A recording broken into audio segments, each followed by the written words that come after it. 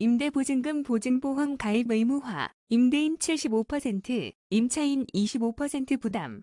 신규 등록 임대주택은 법 시행 2020년 8월 18일 즉시 임대보증금, 보증보험 가입 의무화. 기존 등록 임대주택은 법 시행 1년 이후 2021년 8월 18일 임대차 계약 체결 시 임대보증금, 보증보험 가입 의무화.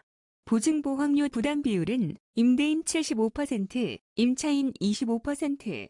임대보증금 보증보험 가입 의무화 시사점.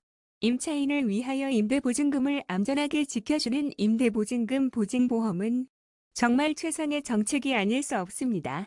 그런데 문제는 그 보증보험료를 누가 내느냐와 금액이 임대인의 신용등급이나 부채 비율에 따라서 거의 5배까지 차이가 날 수 있다는 것입니다. 먼저 보증보험료를 임대인이 75%를 내고 임차인이 25%를 내도록 법이 규정하고 있는 부분이 논란의 여지가 있습니다. 즉, 임대인 입장에서는 보증보험 가입이 결국 임차인을 위한 것인데 왜 임대인이 내야 하는가라는 것입니다. 그리고 임차인 입장에서는 임대인이 보증금을 못 돌려주는 상황이 임차인 책임이 아니라 오롯이 임대인 때문에 일어난 사고인 것이라며 늘어나는 비용이 부담스럽다고 합니다. 양쪽의 입장이 모두 맞는 말이긴 합니다.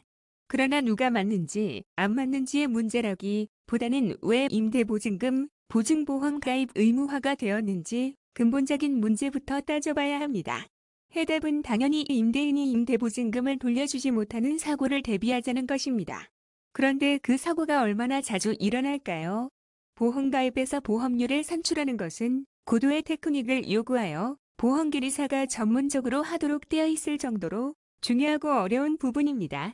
이러한 과정을 거쳐서 현재의 임대보증금 보증보험료가 책정되어 있겠지만 계약이행, 수출 등 다른 보증보험과 비교하여 확률적으로 매우 낮은 사고 때문에 임대주택 전체에 대하여 임대보증금 보증보험료라는 새로운 비용이 발생하도록 하는 것은 그 취지의 타당성에 반하여 너무 많은 사회적 비용이 지출된다는 것입니다.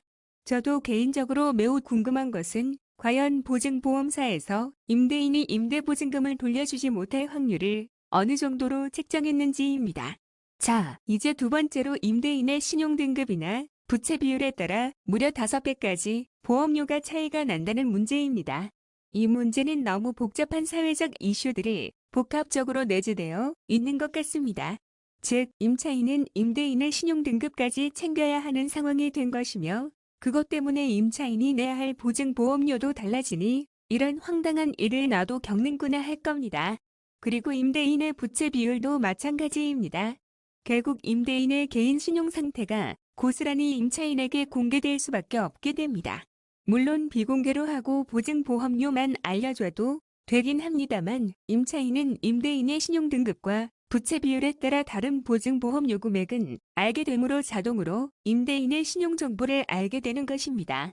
그래서 저는 법이라는 것이 실효성이 없으면 고치는 것이 당연하기 때문에 법을 고쳐야 한다고 생각합니다.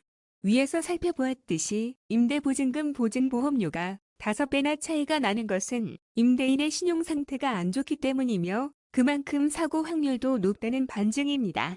즉, 사고 확률이 높은 임대인에 대해서만 보증보험 가입을 의무화하도록 하는 것입니다. 이렇게 되면 임대인 입장에서는 억울하다고 생각할 수도 있지만 이것은 사회적인 통념으로 이루어지고 있는 기준에 근거한 것이기 때문에 받아들여야 합니다. 법이 위와 같이 개정되면 결국 신용 상태가 안 좋은 임대인은 본인의 과도한 보증보험료 지출과 임차인의 보증보험료 부담 가중으로 임차인의 선택이 줄어들 것이므로 임대사업자 등록이 어려워지고 기존 임대사업자도 임대업을 포기할 수밖에 없게 될 것입니다. 즉, 신용 상태가 안 좋은 임대인은 자연도태되도록 하자는 것입니다. 긴 글 읽어주셔서 고맙습니다.